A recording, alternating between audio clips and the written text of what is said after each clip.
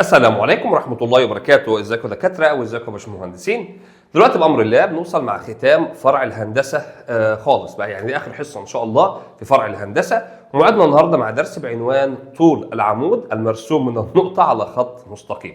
درس سهل جدا جدا جدا ودرس بسيط، وزي ما اتكلمنا قبل كده في الوحدة الثانية هندسة تحليلية عن هندسة باستخدام القوانين. اتعلمنا في الوحدة دي يا صديقي ازاي بنجيب الميل، ازاي بنجيب الزاويه ما بين مستقيمين، ازاي بنجيب المستقيم نفسه ومعادله هذا المستقيم نفسه، يعني ازاي بالمستقيم بنكون المستقيم باستخدام نقطه ونقطتين وبتاع. النهارده بقى بيقول لك طب لو انا معايا مستقيم ماشي ايا كان صورته، الصور اللي احنا خدناها، ومعايا نقطه بعيده عن المستقيم، تعرف تجيب طول العمود؟ لو انا نزلت عمود من النقطه دي على المستقيم تعرف تجيب طول العمود؟ ده حصتنا النهارده، ودي قصه حصتنا النهارده. حصه سهله جدا جدا وبسيطه فيها قانون واحد بس، قانون مهم جدا يا صديقي. نبدا، وقبل ما نبدا في حصه النهارده ما ننساش نصلي على خير الانام سيدنا محمد عليه الصلاه والسلام. العنوان زي ما هو موجود مع حضرتك كده يا صديقي، طول العمود المرسوم من النقطه على خط مستقيم. يعني يا استاذ، يعني في بدايه الكلام يا صديقي هيكون عند حضرتك نقطه معلومه، ودي نقطه معلومه ماشي، ومع حضرتك مستقيم اهوت. مستقيم بقى جاي مايل جاي مش اهو، معايا مستقيم مثلا هنا كده يا صديقي يا محترم، معايا مستقيم. الراجل طالب منك طول العمود. لو انت بقى جيت نزلت عمود من هذه النقطه على المستقيم تعرف تجيب طوله؟ طول العمود ده كده نفسه، العمود ده طوله، تعرف تجيب طوله كام؟ ازاي يا استاذ احمد؟ انت عايز تجيب طول العمود ده؟ ازاي بقى؟ ازاي؟ هو انا هقيسه بالمسطره؟ لا. هو انا هعرف كام وحده؟ لا، احنا عايزين نجيب طول العمود. طيب انت هتكون مديني ايه؟ في بدايه الكلام يا صديقي انا هكون مديك النقطه، فدي كده مع حضرتك نقطه معلومه اهو. معلومه يعني الاحداث بتاعها س وصاد اهو، او س واحد وصاد واحد. وهكون يا صديقي مش مديك النقطه دي بقى، ما هو واحد تاني شاطر يقول لك يا استاذ احمد، هقول له نعم يا قلبي استاذ احمد، هيقول لك ما لو انا معايا نقطتين دي يا صديقي س واحد وصاد واحد، لو انا معايا النقطه اللي فوق ومعايا النقطه اللي تحت هعرف اطبق قانون البعد. اقول له جدع، وكده يدينا طول العمود. هقول له بقى انا مش مديك النقطه اللي تحت دي، ولكن انا جاب لحضرتك معادله هذا المستقيم. ومعادله المستقيم يا صديقي بتبقى في الصوره العامه بتاعته او الصوره الاحداثيه اللي هي الف س زائد باء صاد زائد الجيم تساوي صفر، لازم تبقى معادله صفريه. يبقى كده اصبح مع حضرتك حاجتين اتنين. اول حاجه يا صديقي يا محترم اهو نقطه معلومه، والمقصود بنقطه معلومه يعني انا بكون عارف ارقامها س واحد وصاد واحد، وبالمناسبه س واحد وصاد واحد دول ارقام ماشي. تاني حاجه يا صديقي يا محترم بيكون معايا معادله هذا المستقيم، معادله المستقيم. ومعادله المستقيم بتبقى على صوره الف س زائد باء صاد زائد الجيم بتساوي صفر. الف وباء والجيم دول ارقام، الف وباء والجيم دول ارقام. طيب ارقام معلومه. فالراجل بيجي يقول لك اللام اللي هو طول العمود يا باشا ده قانون لام بتساوي بص مقياس على جذر. بس يا محترم، مقياس بتاخد المعادله تكتبها ادي الف س واحد زائد باء صاد واحد زائد الجيم على جذر الف اس 2 زائد باء اس 2. انت ملاحظ حاجه؟ ايه اللي انت ملاحظه؟ ان المعادله كان فيها س وصاد، ولما جيت كتبت القانون كتبت س واحد وصاد واحد اللي هم بتوع النقطه دول على جذر الف تربيع وباء تربيع اللي هم بتوع الايه؟ المعادله. ده كده القانون اللي انت حضرتك هتشتغل عليه، وكده الشرح خلص. بس انا عن نفسي كاحمد ما بحبش اكتب القانون ده، بس بحب اكتبه بلقطه ثانيه او بمنظر ثاني. بقول لك ايه يا صديقي؟ بقول لك والله طول العمود يساوي بص عشان تحفظه بقى بطريقه سهله، مقياس عشان يضمن اللي هو يطلع بموجب على جذر مقياس ايه يا استاذ؟ مقياس المعادله، احفظه بالعربي، على جذر المعاملات تربيع. ايه بقى مقياس المعادله دي؟ المعادله كده هتكون موجوده معاك الف س زائد الباء صاد زائد الجيم تساوي صفر، لازم معادله صفريه. لما اجي اقول لحضرتك المعاملات، ايه المعاملات اللي انا اقصدها؟ المعاملات اللي انا اقصده اللي هو الالف اللي هو يا صديقي معامل السين يعني الرقم اللي قدام السين، والمعامل الثاني اللي هو الباء اللي هو اسمه معامل الصاد يعني الرقم اللي قدام الصاد. دول كده الارقام اللي احنا بنروح نحطها هنا تربيع. يعني لما باجي اعمل معاملات بقول له الف تربيع زائد الباء تربيع، ايا كان بقى، ايا كانت المعادله الموجوده معاك وايا كانت الصوره بتعرف تحل. فاذا لو انا جبت لك معادله وجبت لك نقطه هتعرف تحل على طول. يعني لو جيت قلت لك اذا كانت النقطه اهو، شوف انت ولد شاطر وهتعرف تحل، عباره عن 2 و3، واذا كانت المعادله 3 س زائد 2 ص زائد 4 بتساوي صفر، تعرف تجيب طول العمود تقول لي لام هتساوي مقياس، روح حط المعادله زي ما هي 3 س زائد 2 ص زائد 4. بس اهم حاجه تبقى معادله صفريه يعني تساوي صفر، يعني لو الرقم ده هنا لازم تنقله معاه على جذر المعاملات، خد الثلاثه ربعها، خد الاثنين ربعها، وكده السؤال خلص. ده بقى اللي انا هبدا اشتغل على الحصه كلها. ففي ناس بتخاف ان هي تحفظ الشكل اللي احنا كنا كاتبينه حالا، اللي هو ا س 1 زائد ب ص 1 زائد الجيم تساوي، مفيش بتساوي صفر بقى. فهنا دي المعادله، وقلنا يا صديقي خلي بالك س 1 وص 1 اللي هي النقطه بتروح تعوض فيها، ويجي يكتب لك تحت على جذر ا تربيع زائد الب تربيع. انا عن نفسي بقول لك ايه؟ فوق مقياس المعادله جذر المعاملات تربيع، فوق مقياس المعادله جذر المعاملات تربيع. تخيل بقى كده يا صديقي ان الدرس خلص والله. فاضل بقى ان احنا نتدرب، ومعايا نقطه عامله ازاي، ومعايا معادله عامله ازاي، وازاي اجيب المعادله في الصوره العامه الاحداثيه وابدا اعوض. في ملاحظات بسيطه جدا جدا جدا على الدرس ده. الراجل بيقول لك اذا كان طول العمود من النقطه دي يساوي صفر فان النقطه تكون واقعه على المستقيم. دي مهمه قوي. يعني لو انا رحت جبت طول العمود وطبقت القانون ولقيت طول العمود ده بتساوي صفر، استفدت حاجه حلوه قوي، ان خلي بالك من الحته دي، ان هذه النقطه تنتمي للمستقيم. فعلا مش هيكون في بعد ما بينهم. يعني لو انا معايا مستقيم ومعايا نقطه، ده البعد، ده انا جيت لقيت النقطه على المستقيم نفسه، ما لقيتش في بعد ما بينهم، ما لقيتش في مسافه، يبقى هذه النقطه تنتمي للمستقيم. طول العمود المرسوم من نقطه الاصل، لو الراجل جه قال لك نقطه الاصل ما تكتبش السين والصاد بقى، ما هم بصفار، يبقى مقياس الجيم على جذر ا تربيع زائد الباء تربيع. لو انا بحل هتبقى سهله بالنسبه لي. طول العمود المرسوم من النقطه على محور السينات باخد الصادات اهو، عشان ممكن تجي لك في اخطاء تلاقيها بسرعه. يعني لو انا جيت قلت لك طول العمود المرسوم من النقطه 1 و2 على محور الصادات، خد مقياس السين بالموجب. طب على محور السينات خد مقياس الصاد، العكس. يبقى لو مرسوم على محور السينات خد الصادات بالموجب، مرسوم على محور الصادات خد السينات بالموجب. لو انت معاك نقطتين س 1 وصاد 1 وس 2 وصاد 2 تنتميان للمستقيم ده، وكان المقداران دول متساويين فلهما نفس الاشاره مختلفين في الاتجاه، ملهاش لازمه قوي يعني الحته دي، مش هيضايقك فيها. سمي الله وصلي الله، وعايز سمي الله وصلي على رسول الله عليه الصلاه والسلام. عايزك مجمد قلبك كده. خلاص يا صديقي احنا بننتهي بالمنهج خالص، احنا كده خلصنا حساب مثلثات، كده خلصنا هندسه خالص، فاضل لك درسين 2 في الجبر ويبقى انت خلصت معايا المنهج تماما ان شاء الله. جمد قلبك، هندخل في مرحله المراجعات ان شاء الله، اعمل لك مراجعات قويه بامر الله، هتدخل كده تقفل الامتحانات زي كل ترم. شوف السؤال، بسم الله. طول العمود المرسوم من النقطه، فنيجي هنا يا اصدقائي على جنب ونكتب كده اهوت النقطه اللي الراجل جابها لي دي عباره عن 3 و1، ومعادله الخط المستقيم اهوت يا هندسه. تقول له والله يبقى المعادله الراجل جابها لي ايه؟ 4 س زائد 3 ص ناقص الخمسه تساوي صفر. اهم حاجه تبقى معادله صفريه، يعني الرقم معاهم هنا مش هنا. عاوز ايه يا صديقي؟ طول العمود حاضر، بنرمز له بالرمز لام، بيساوي. حفظت بقى انهي واحده؟ عمك احمد قايل لك ايه؟ اكتب المعادله جذر المعاملات تربيع اهوت يا صديقي، المعاملات لكل تربيع. يلا بينا يلا بينا، يبقى لام هتساوي، روح رص المعادله كلها هنا زي ما هي اهو، 4 س زائد 3 ص ناقص الخمسه، لازم تبقى معادله صفريه، على جذر المعاملات تربيع، ربع على 4 تربيعها 16، 3 تربيعها 9. بس المعاملات تربيع، في اسهل من كده؟ لا. تروح بقى تاخد النقطه دي من قفاها وتكتبها هنا، تشيل السين وتحط 3 يعني 4 في 3، تشيل الصاد وتحط 1 يعني 1 في 3 ناقص الخمسه. هوب يلا بينا، 3 في 4 يبقى معاك 12 زائد 1 في 3 12، 1 في 3 3 ناقص الخمسه، على جذر دول بالاله الحاسبه 5. ايه الكلام الحلو ده؟ 12 و3 15 ناقص الخمسه، البسط يطلع 10 على الخمسه. طول عمود يا صديقي 2 وحده، 2 وحده، والاختيار هنا يا محترم الف. فخلاص بقى تقدر تقول لي كده ان الدرس يا استاذ لو انا معايا نقطه ومعايا معادله هعرف اشتغل. جدع قوي، برافو والله العظيم. بس فلازم تبقى في الصوره الاحداثيه اللي هي س وصاد، تبقى معادله صفريه. ايوه. طب افرض بقى انا غيرت لك الكلام ده مش عاجبني. شوف، اوجد طول العمود المرسوم من النقطه، تيجي يا صديقي وتكتب كده النقطه يا ابني اهي اللي هي 3 و5 على معادله المستقيم، تيجي تقول له المعادله تساوي راء متجه تساوي سالب 1 و2 زائد كاف 4 وسالب 3. هوبا هوبا هوبا هوب. ده الصوره اللي الراجل جابها لي دي يا استاذ، ده صوره متجهه، عايزين نروح نحطها في الصوره العامه اللي هي بتبقى فيها س وصاد يا عم الحاج. روح حول بقى. احول ازاي؟ طب انا شرحت لك الدرس بتاع معادله المستقيم، انت صغير، تعالى بقى نشرح تاني. شوف الحلويات اللي هتحصل بقى. عشان نقدر نجيب المعادله بنروح نقول له كده يا صديقي ص ناقص س ناقص تساوي الميل. دي النقطه وده متجه الاتجاه. طيب فبروح اقول له ص ناقص 2 س ناقص الواحد، يبقى انا خلاص خدت النقطه. متجه الاتجاه ده يا صديقي اللي هو كان ايه؟ عباره عن 4 وسالب 3.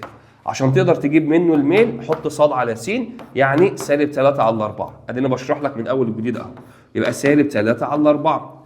هوب رحنا عملنا مقص. بص يا محترم، يلا يا ابني، رحنا عملنا يلا يا حبيبي بقى، رحنا عملنا مقص. 4 في صاد 4 صاد ناقص 2 في 4 8. سالب 3 في س سالب 3 س. 1 في سالب 3 سالب 3. هوب نقلتهم، اصبحت المعادله 4 صاد زائد 3 س. دي تعدي مع اختها بسالب 3، يعني سالب 5 بتساوي صفر. كده اقرب اعرف اشتغل، وكده قربت ان انا اجيب الناتج صح.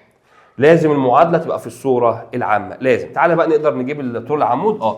هنروح نقول له لام طول العمود بيساوي، عمك احمد قال لك ايه يا دي يا حماده؟ قول لي مقياس المعادله. نروح نكتبها زي ما هي، 4 ص زائد 3 س ناقص الخمسه. اهي شيل المعادله حطها هنا اهو، بس لازم تساوي صفر، على جذر المعاملات تربيع. 4 تربيعها 16، 3 تربيعها 9. المعاملات اللي بقصد بيها اللي هي معامل السين والمعامل الصاد. وبعدين ناخد النقطه نروح نعوض بها على طول، بس خلي بالك من الترتيب. ده 4 صاد يا ابني، يعني 4 في 5، فتروح تقول لي 4 في 5 زائد 3 في 3، ده 3 في 3 ناقص الخمسه. هوب يلا بينا، المقام ده طلع 5، 16 و9. 4 في 5 20، 3 في 3 ب9 ناقص الخمسه، طبعا في مقياسه عشان يطلع بالموجب. يلا نكمل، ادي 5. 29 ناقص الخمسه، 29 كده على ايديا ناقص الخمسه 24. احسبها انت بالاله الحاسبه شوف يطلع كام تقريبا يعني. ماشي، تعالي يا آلة حاسبه احسبي لي بعد اذنك. 24 على الخمسه يطلع 8 4.8 من 10، يبقى الناتج 4.8 من 10 وحده طول يا باشمهندس. وكده حضرتك خلصت سؤالك واحنا كده خلصنا. فاذا الدرس ده درس سهل قوي ودرس جميل جدا، له شرطين مهمين. الشرط الاولاني يكون معايا نقطه، الشرط الثاني يكون معايا معادله المستقيم، وتكون هذه المعادله في الصوره العامه اللي هي الصوره الاحداثيه اللي هي فيها س وصاد. اي صوره ثاني لازم احولها. وفي شرط مهم في المعادله ان هي تكون معادله صفريه تساوي صفر، يعني ما يكونش الرقم لوحده. اوجد بعد النقطه دي، البعد يقصد بيه البعد العمودي. طب هاجي هنا واقول له النقطه اللي هي 2 و4 على معادله المستقيم المار. لا استنى بقى، تعال نخش احنا على المعادله ونشوف انت مديني في ايه. لا استنى، ده الراجل قايل لك المر بالنقطه، هنا اداك نقطه مالهاش دعوه باللي هناك خالص، عباره عن سالب 2 وصفر. ومديك كمان الميل، الله، عباره عن ايه يا حبيبي؟ 5 على 6. ده انت مديني كل حاجه متفككه. لا نركن دي شويه على جنب ونيجي هنا ونروح نشتغل في المعادله. اتفضل هات لي المعادله. حاضر. فنروح نقول له س صاد ناقص على س ناقص صاد ناقص النقطه يبقى صفر، س ناقص 2 يبقى زائد 2 بتساوي الميل اللي عندك هو 5 على 6. الراجل جايبه لك على طول. اضرب يا صديقي 6 في صاد ب6 صاد تساوي 5 في س ب5 س، 2 في 5 ب10. عدي ده هنا يبقى 6 صاد ناقص 5 س ناقص 10 تساوي صفر. هي دي المعادله يا محترم، هي دي المعادله بقى. فهي اللعبه في الدرس ده كله ايه؟ ان الراجل كده كده بيديك النقطه، مش هيضايقك خالص من النقطه دي. المعادله بقى تيجي في صوره ايه؟ يجيبها لك جاهزه ويجيبها لك هديه كده وبتاع زي دي كده، ماشي. يجيبها بقى متفككه زي ده برضو، ماشي. يجيبها في صوره متجهه. انت بقى بتعرف تشتغل على المعادله، يبقى انت تعرف تشتغل في الدرس ده. ما بتعرفش ارجع بقى لشرح درس المعادله بتاع المستقيم وراجعه تاني. فنيجي يا صديقي ونقول له يبقى لام اللي هو طول العمود. عمك احمد قال لك ايه؟ قال لك مقياس المعادله زي ما هي بالظبط على جذر، وناخد هنا المعاملات تربيع. مين هيكمل؟ يبقى لام هتساوي ادي مقياس. شيل المعادله زي ما هي كده، روح حطها هنا اهو. فنروح نقول له 6 ص ناقص 5 س ناقص 10 على جذر المعاملات تربيع. هات ده 6 تربيع 36، 5 تربيع 25. هوب يلا بينا. فالراجل مديك النقطه كام وكام؟ خلي بالك دي س وصاد. طيب هشيل الصاد واحط 4 في 6 ب 24 ناقص 2 في 5 ب 10 ناقص 10. يلا بينا نروح نطرح دول، هنلاقي كام؟ 10 صح كده. 24 ناقص 20 يطلع الناتج 4 على جذر 36 زائد 25. وانت مالكش دعوه بالارقام اللي بتطلع خالص، مش لازم يعني تطلع صريحه ولا حاجه. طيب تعالى نقول كده بسم الله الرحمن الرحيم. نقول البسط 4 والمقام جذر 36 زائد 25 طلعت 4 جذر 61 على 61. طيب ممكن نروح نكتبها كده، بص ممكن نروح نقول له 4 جذر 61 على 61 صحيحه، او 4 على جذر 61 كده اهو. كده صح وكده برضو صح يا صديقي. اي حاجه بقى، لو مقالي كتبت كده او كتبت كده صح، اختياري بتشوف ايه اللي موجود في الاختيارات. يبقى اقول كمان مره الدرس، لا ده درس سهل قوي، مفيش في حاجه. انا عاوز نقطه وعايز معادله، والقانون بالنسبه لي سهل وانا كتبت لك بالعربي اهو. مقياس المعادله على جذر المعاملات تربيع. وما المقصود بالمعاملات؟ اللي هو الرقم اللي قدام السين والرقم اللي قدام الصاد، بنروح نربعهم. يلا نكمل. معانا فكره كمان. ماشي. الراجل بيقول اذا كان طول العمود المرسوم من النقطه هيبدا هنا بقى يشتغل لك بقى في ايه، في حته معادلات بقى.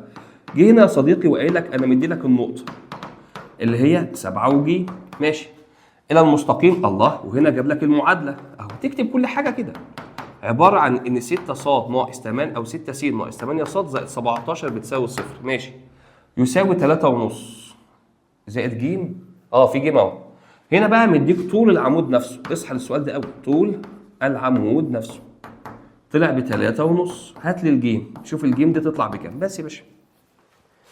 ما هو بص يا صديقي، انت في الرياضه عود نفسك ان انا لو انا معايا قانون، القانون لما اكتبه بيحل نفسه. هو القانون بيشاور لك الحته دي موجوده، الحته دي ناقصه، تعمل ايه؟ تعمل، هو اكتب القانون. طيب، فلما نسمي الله صلي على رسول الله عليه الصلاه والسلام، القانون بيقول لي اداه لام تساوي مقياس، وفي حته المجاهيل لازم تكتب مقياس بقى، المعادله يا دكتور على جذر المعاملات تربيع. يلا بينا. هو انت مديني لام طول العمود بكام؟ اداه 3.5، ماشي، يساوي مقياس المعادله. خد المعادله حطها زي ما هي، اداه مقياس 6 س ناقص 8 من ص زائد ال 17 على جذر المعاملات تربيع. ربع ال 6 تربيعها 36، ال 8 تربيع 64، والجذر بيروح مع السالب، ماشي. تاني خطوه باخد النقطه، نروح بقى ناخد المعوض. السبعه في 6 يطلع لك 42 على مهله خالص، وده 8 هشيل الصاد واحط مكانها ج، وده زائد ال 17. بالنسبه لدول على الاله الحاسبه هيطلع لي 10. يلا خلي بالك من اللي هيحصل بقى، المقياس بينزل معاك وده مهم قوي. 42 و42 و17، 2 و7 يبقى كام؟ 59 ناقص 8 ج على 10. طبعا ده كله بتساوي ال 3.5 بس يا صديقي.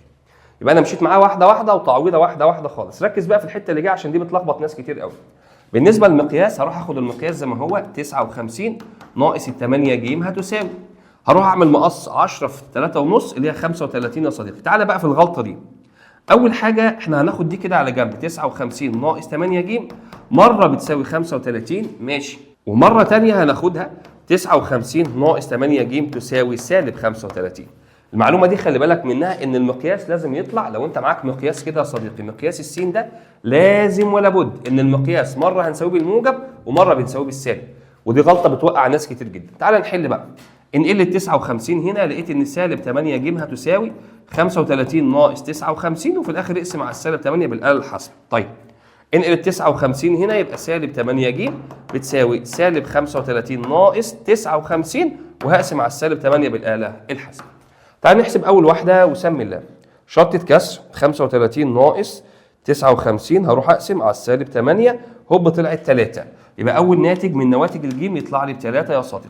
تاني واحده نفس الحوار، هنعمل كده شرطه كسر سالب 35 سالب، هنقول شرطه كسر سالب 5 سالب يا حبيبي، ما تكتبش سالب ليه اهو، سالب 35 ناقص 95 على السالب 8، يطلع الناتج سالب 74 على 4. انا مالي، جيم هنا. والحل الثاني كام؟ 47 على 4. 47 على 4 لو انا ضغطت اس دي هيطلع لي 11.75 عادي جدا، سيبها زي ما هي. يبقى خلي بالك من المعلومه دي، لو انت عندك مقياس لازم تطلعه بالموجب والسالب. يبقى انا كل اللي انا عملته انا كتبت القانون، وبعد ما كتبت القانون زي ما قلت لك حالا اكتب القانون، القانون هيحل نفسه.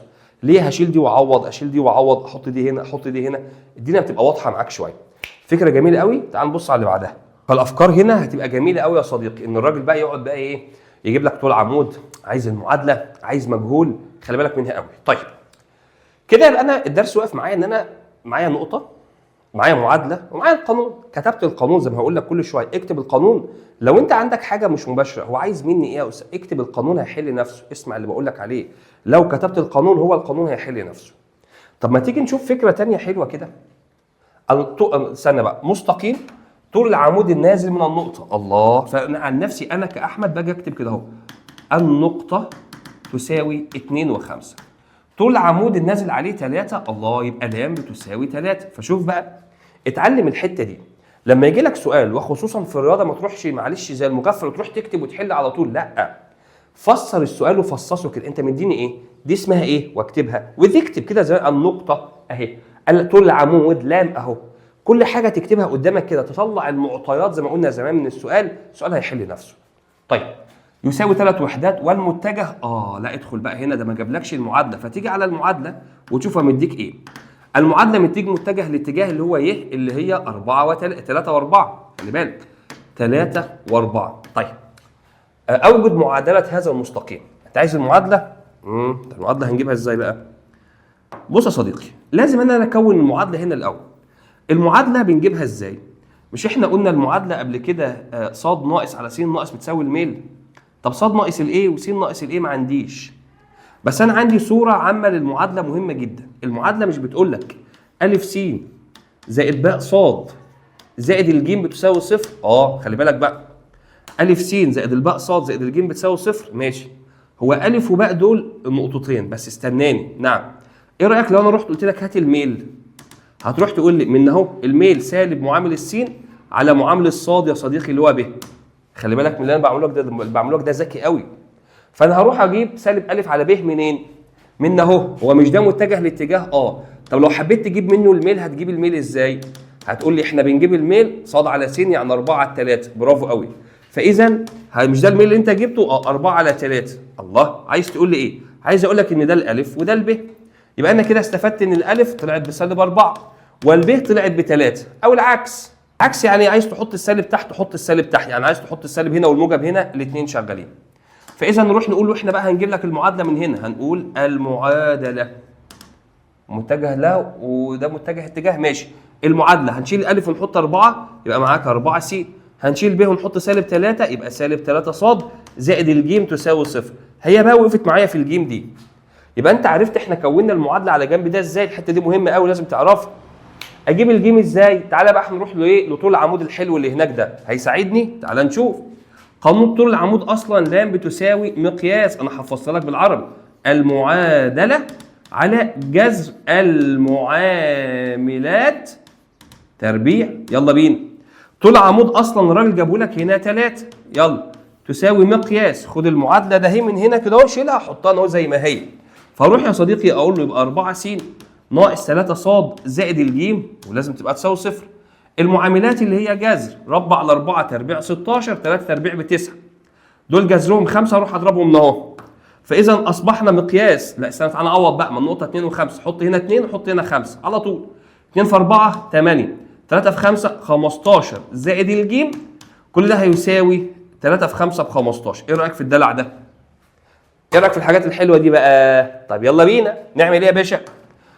8 ناقص 15 سالب 7 زائد الجيم تساوي 15. قلت لك ملحوظه خلي بالك منها ما تغلطهاش. خلي بالك ملحوظه ده اهي.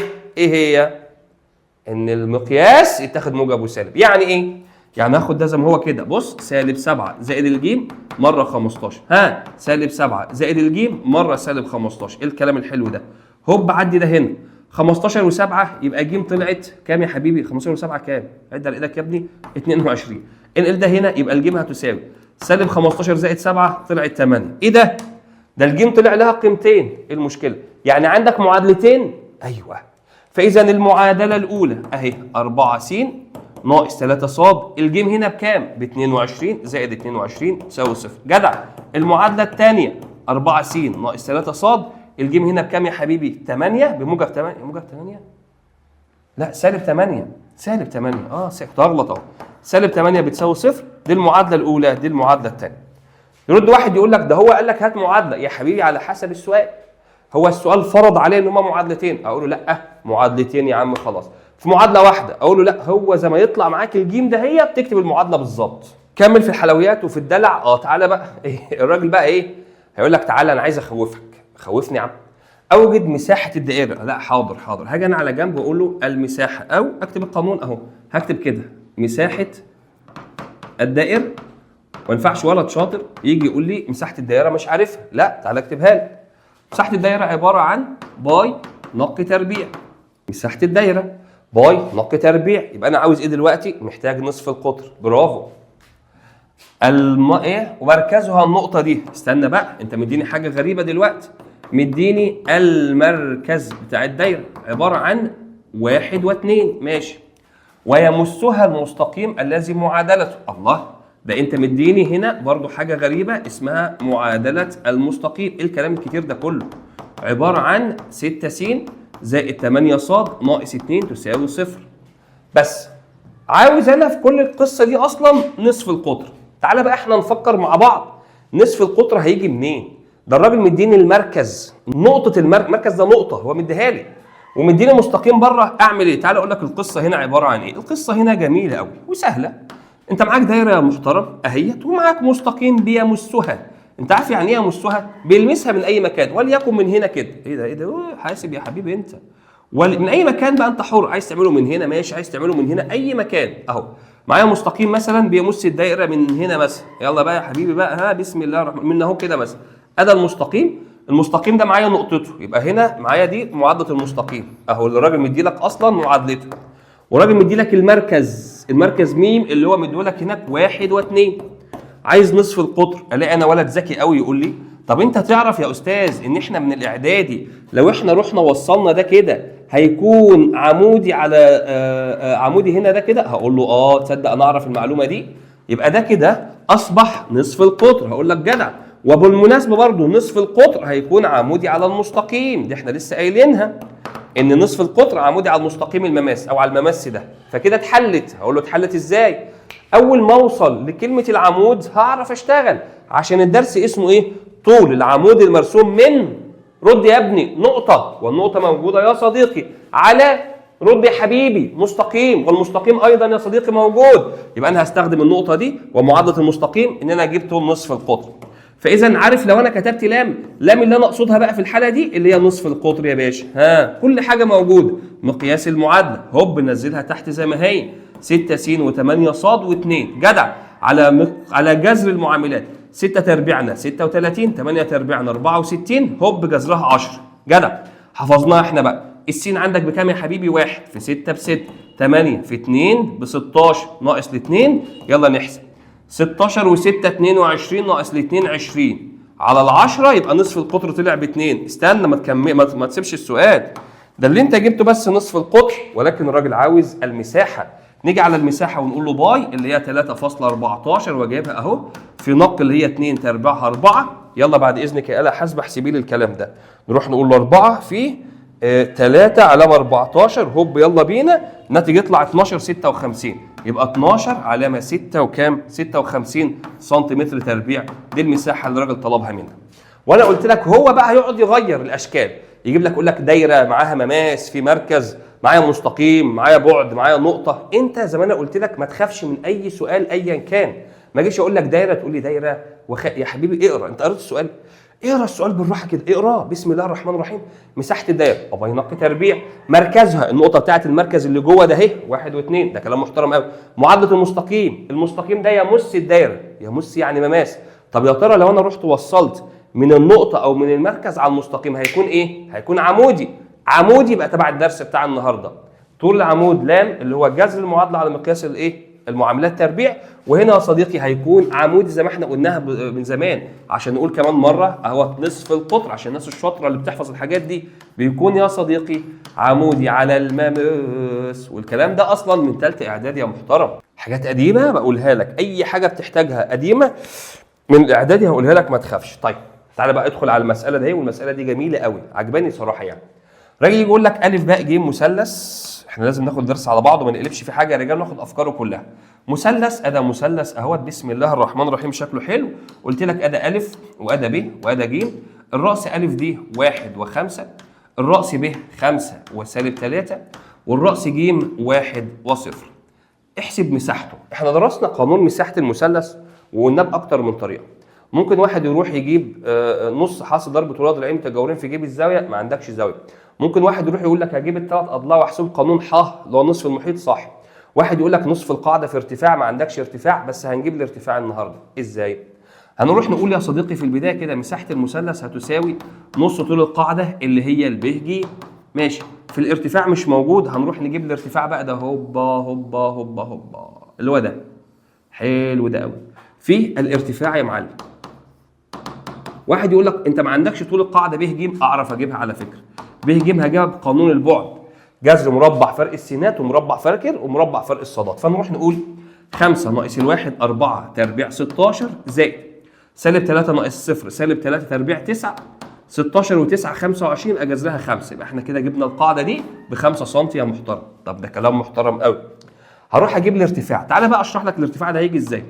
الارتفاع يا صديقي هنجيبه من طول العمود، ما هو عمود، العمود المرسوم من النقطه اللي فوق، اوبا تصدق صح، النقطه معاك 1 و5 على معادله المستقيم. استنى، نعم، معادله المستقيم فين؟ اللي تحت ده. طب المعادله مش موجوده، هنعرف نجيبها ازاي؟ هنكون المعادله. انا بقول لك السؤال ده كبير كبير كبير، سؤال حلو يعني. هنكون المعادله ازاي؟ تعالى نروح نقول ايه عشان نقدر نكون المعادله. هنقول ص ناقص على س ناقص تساوي الميل. اخد النقطه دي او دي اسهل، صفر وده 1. الميل بنجيبه ازاي؟ فرق الصادات. هنروح نقول -3 ناقص الصفر -3 على فرق السينات 5 ناقص الواحد 4. رحنا عملنا مقص، لقينا هنا ان 4 في ص ب4 ص تساوي -3 في س -3 -3 في -1 بموجب 3. نقلناهم هنا عرفنا نجيب المعادله. يبقى انت معاك 4 ص دي س يا باشا زائد 3 س ناقص ال3 بتساوي صفر. اقولها كمان مره. احنا عايزين نجيب طول العمود المرسوم من النقطه دي، هو ده الارتفاع على المستقيم اللي تحت. ما عنديش معادلته، تعال نجيب المعادله. سهله بقى، معاك نقطتين تعرف تشتغل. ص ناقص الصفر س، واحد يقول لك مش ما خدتش دي ليه؟ ما دي اسهل، اي نقطتين صح على فكره. ص ناقص الصفر س ناقص الواحد، الميل فرق الصادات على فرق السينات. رحنا ضربنا وصلنا المعادله اهي، نقلتها الطرف الثاني كده معايا المعادله. تعالى بقى نجيب طول العمود يلا. ها من درس النهارده، لام تساوي مقياس المعادله، روح رصها زي ما هي 4 ص زائد 3 س ناقص ال3 على جذر المعاملات. هربع على 4 تربيع 16 3 تربيعها 9 اللي هو جذرها 25 5. واروح اعوض بالنقطه اللي هو مديها لك ده اهي. خلي بالك من الترتيب، ده س وده ص. يبقى احط هنا ص 5 4 في 5 ب 20 1 في 3 ب 3 ناقص 3 يطلع 20 على ال5 فيها ال4. يبقى لام طلع ب4. لام ده اللي هو ايه يا محترم؟ الارتفاع. ده ايه الكلام الحلو ده قوي؟ سؤال جميل جدا. عايز المساحه بقى؟ تعال هنروح نقول له نص فيه. القاعده احنا جبناها 5 شاطر. الارتفاع عندك 4 برافو. 4 في 5 ب 20 نص ال20 10 يا محترم. من ولا شيء رحنا جبنا المساحه. يبقى احنا دلوقتي اتعلمنا حاجه جميله قوي قوي قوي فوق ما تتصور. ايه هي؟ ان انا عندي اسمه قانون طول العمود المرسوم من النقطه. لو انا معايا نقطه ومعايا معادله مستقيم اعرف اجيب العمود ده على طول. وش العمود اللي هو الارتفاع اللي نازل ده، مقياس المعادله على جذر المعاملات تربيع. وبكده يا اصدقائي يبقى احنا ختمنا مع بعض منهج الهندسه كاملا كاملا الحمد لله. حصه الحل بتاعت الدرس ده هتنزل لك كامله على المنصه. يفضل مع حضرتك درسين 2 بس في الجبر، يبقى احنا كده خلصنا منهجنا خالص، ونبدا بقى نفوق للمراجعات. اسيبكم في رعايه الله.